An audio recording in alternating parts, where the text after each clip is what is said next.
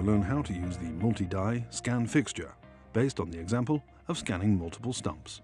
Before scanning, please create a new order in the Dental Manager in the usual way. While creating the order, choose the teeth you are going to work on, the type of restoration, and material. Then select the type of model you are going to work with. When ready, click the Scan button to continue.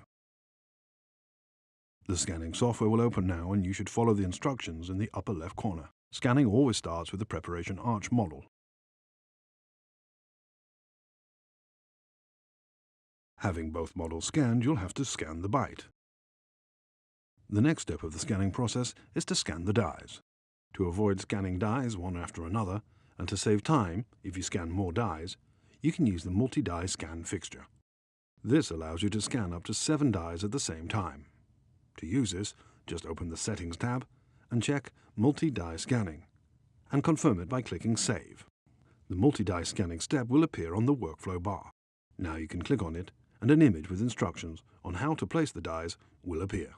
Insert the dies in the requested multi-die fixture slots.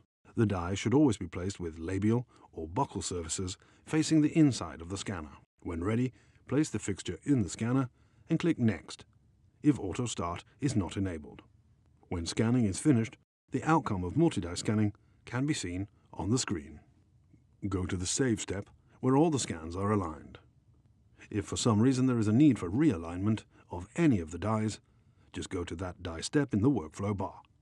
Then click on Align and the Align Manually tab and perform 1 or 3-point alignment.